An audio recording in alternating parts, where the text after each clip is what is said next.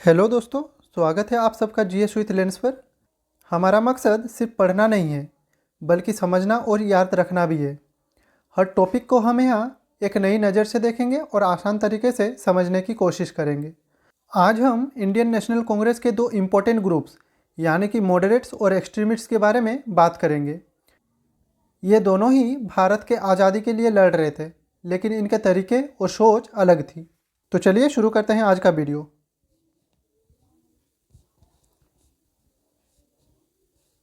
तो सबसे पहले दोनों ग्रुप्स के प्रमुख नेता के बारे में जानते हैं।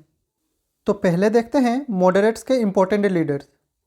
तो सबसे पहले बात करते हैं दादा भाई नौरोजी के बारे में, जिन्होंने ड्रेन ऑफ वेल्थ थ्योरी दी, जो दिखाती थी कि कैसे ब्रिटिश इंडिया का धन लूट रहे हैं। अब बात करते हैं गोपाल कृष्ण गोखले जी की।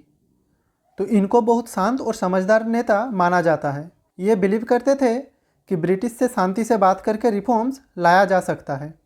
अब है फिरोज शाह मेहता एंड सुरेंद्रनाथ बनर्जी। ये भी ब्रिटिश से डिस्कशन और पिटीशन के माध्यम से सुधार चाहते थे। अब बात करते हैं इम्पोर्टेंट एक्सट्रीमिस्ट लीडर के बारे में। तो पहले बात करते हैं बाल गंगाधर तिलक के बारे में, जिनका नारा था Swaraj is my birth right and I shall have it. मतलब उनको पूरा स्वराज चाहिए था, वो भी जल्दी। अब है बिपिन चंद्र पाल एंड लाला लाजपत राय, जिन्होंने लोगों को जागरूक किया कि सिर्फ पिटीशन से कुछ नहीं होगा, हमें ब्रिटिश के खिलाफ स्ट्रॉन्ग मूवमेंट चलानी होगी। नेक्स्ट है औरोबिंदो घोष। ये रिवोल्यूशनरी थॉट को प्रमोट करते थे और बिलीव करते थे कि भारत को बिना लड़ाई के आज़ादी नहीं मिलेगी। अब हम देखते हैं कि दोनों ग्रुप्स अपने लक्ष्य को कैसे हासिल करना चाहते थे, यानी उनकी मेथड्स के बारे में।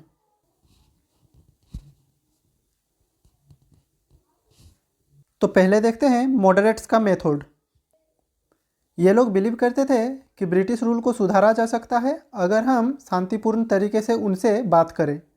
इनका मेथड था पिटीशन लिखना, स्पीचेस देना और ब्रिटिश पार्लियामेंट को रिक्वेस्ट करना कि वो इंडियंस के लिए नए रिफॉर्म्स लाएं।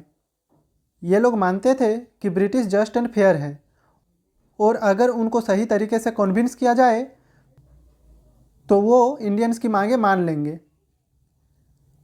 अब बात करते हैं एक्सट्रीमिस्ट्स का तरीका। एक और बात, हिंदी में मॉडरेट्स को नरमपंथी और एक्सट्रीमिस्ट को गर्मपंथी कहा जाता है। इनका मानना था कि सिर्फ पिटीशन लिखने से कुछ नहीं होगा, बल्कि हमें एक्शन लेना पड़ेगा।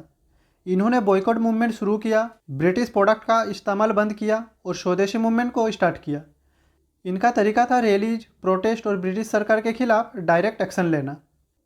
तो अभी आप ये बताइए कि अगर आप उस टाइम पे होते तो आप पिटीशन और पीसफुल डायलॉग का सपोर्ट करते या बॉयकॉट और प्रोटेस्ट का? आप अपने विचार को कमेंट बॉक्स में रख सकते हैं। अब हम बात करेंगे दोनों ग्रुप्स के डिमांड के बारे में। तो इन दोनों ग्रुप्स की डिमांड यानी कि मांगे भी अलग अलग थी। मॉडरेट्स का फोकस एडमिनिस्ट्रेटिव रिफॉर्म पर था, जैसे कि इंडियन सिविल सर्विसेज में ज़्यादा इंडियंस को एंट्री मिले। ये इकोनॉमिक डेवलपमेंट भी चाहते थे ताकि ब्रिटिश इंडिया का धन ना लूट सके। इनका बिलीव था कि अगर ब्रिटिश सही पॉलिसीज बनाएंगे तो इंडियंस को भी फ़ायदा होगा। वहीं पे एक्सट्रीमिस्ट का फोकस था पूर्ण स्वराज यानी कि कंप्लीट इंडिपेंडेंस। ये ब्रिटिश रूल से पूरी तरह से आज़ादी चाहते थे। ये सेल्फ रूल और सेल्फ रिलायंस की बात करते थे, मतलब इंडियंस को खुद अपनी इकोनॉमी, गवर्नेंस और एडुकेशन पर ध्यान देना चाहिए।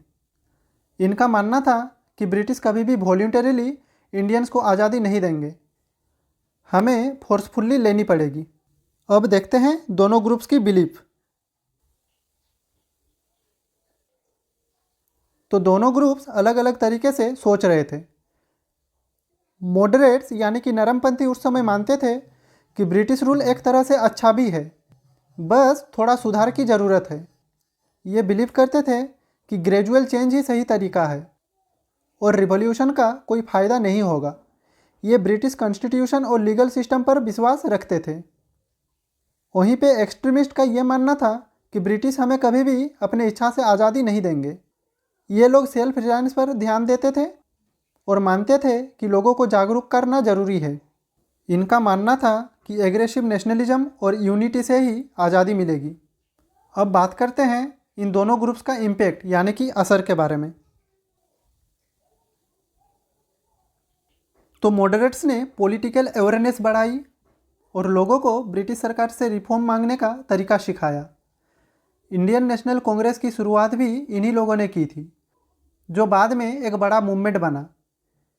लेकिन इनकी स्लो अप्रोच की वजह से लोग उनसे डिसअपॉइंट होने लगे।